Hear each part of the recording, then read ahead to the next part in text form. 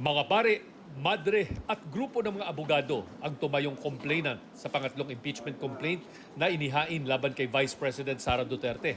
Isa rin sila sa mga grupong naghain ng impeachment complaint laban kay Duterte noong December 2024. Pareho pa rin ang grounds for impeachment na isinusulong nila laban sa bise: culpable violations of the Constitution, betrayal of public trust, graft and corruption, and other high crimes.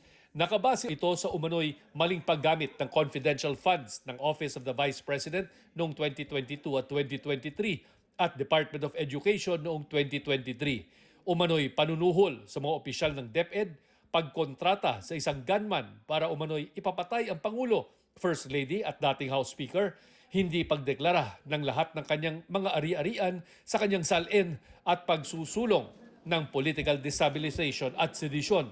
Kasama sa mga ebidensya ng reklamong ito ang testimonya ng mga tauhan ng OVP at DepEd sa mga nagdaang House hearing, gayon din ang affidavit ng umano'y bagman na si Ramil Madriaga. Si mamamayang Liberal Party List Representative Laila De Lima ang nag-endorso ng reklamong ito. Ayon kay De Lima, lumapit sa kanya ang grupo kamakailan para hilingin na i-endorso niya ang impeachment complaint.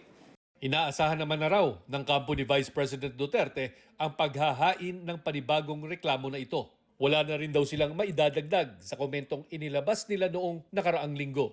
Patuloy ang kanilang pagmomonitor sa development ng mga reklamo at sasagot sa pamamagitan ng angkop na proseso.